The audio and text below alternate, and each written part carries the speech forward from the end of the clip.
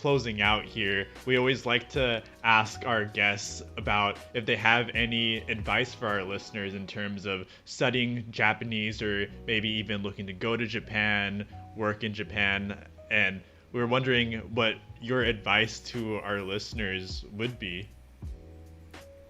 Oh, that's a really interesting question as well. I think that, well, I'll try and answer both of those questions. In Right. terms of advice for studying Japanese, again, I think that if you're listening to this podcast right now, probably there's a high probability that you're studying Japanese by yourself rather than just in the classroom. Maybe you're doing a combination of both. But in that sense, I would kind of like to push the Matt versus Japan immersion-based approach one more time. I think that that's the way to go for people that have the self-control and motivation for the long term. And I also think that it's worth mentioning that everyone has their ups and downs when it comes to motivation. And even not, it sounds stupid if I say even I, but I have tons of times where I'm like, I don't want to study today. I don't want to study Japanese today. I don't want to watch Japanese YouTube. I don't want to do this. And I end up doing the lazy thing and I don't do that.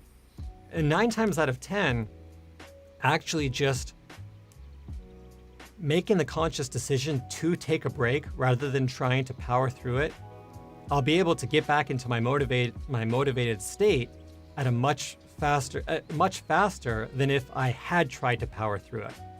So I think that oftentimes if you are kind of feeling the burn, if you don't have a lot of gas, so to speak, then maybe you're just tired. Maybe you just need to go to bed early that night. Maybe you need to, just take a short break and, do like go out for a run or something like that, rather than trying to be perfect, so to speak, and not taking a break at all.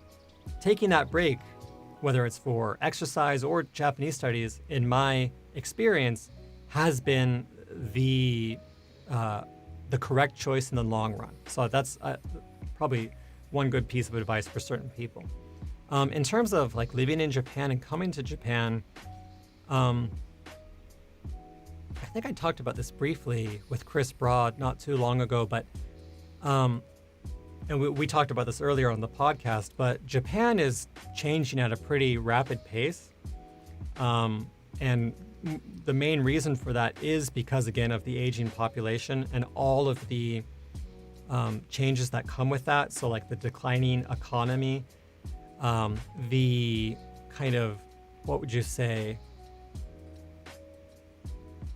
the feeling of constant pressure because of the economy and the fact that the neighboring country, China, is taking off so quickly right now.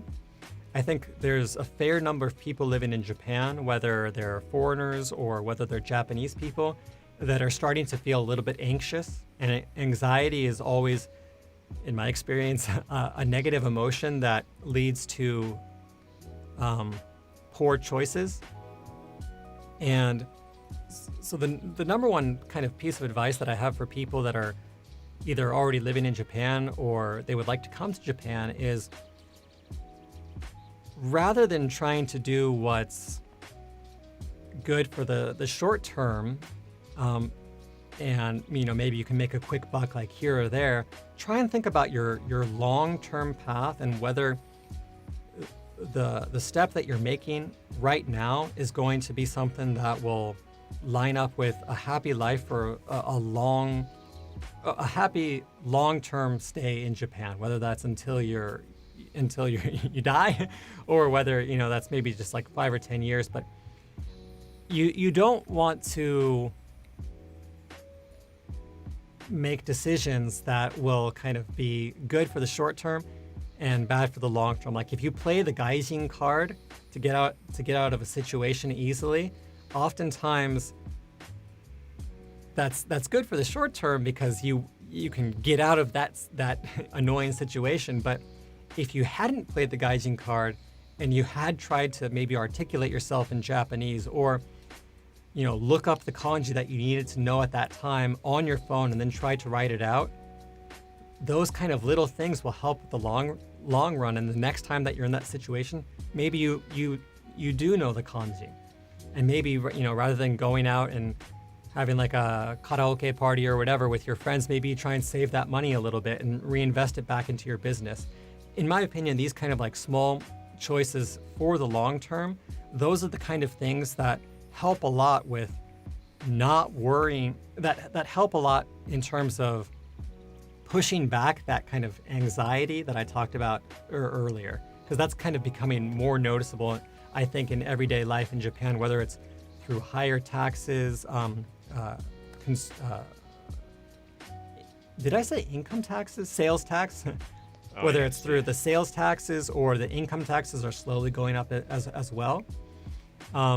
Just those kind of like small choices can really make a big difference in the long term. So that's plan for the long term, I think, is the best advice, in my opinion. Yeah, I mean, thank you so much for the helpful advice for all our listeners out there. And I think this is a good point to close out the podcast. Dogen, thank you so much for coming on the KoreKara podcast today. It's been an absolute pleasure. Thank you for taking out your time today. It's been a long time coming, but it happened today. Yeah, I mean, thank you very much. For those who are studying Japanese, I want to shout out Dogen's accent course. That's definitely the best resource in English for if you want to learn about pitch accent.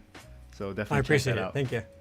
Yeah, and thank you very much for the invitation, for having me on, and hopefully you guys continue to have on interesting guests. There's a couple of people, Nick included, that I think that might be good choices for the podcast. So I'll try and send those to you after you're done, after we're done. But yeah, thanks again. It was my pleasure, and yeah, thanks for everyone that listened as well. See you guys soon.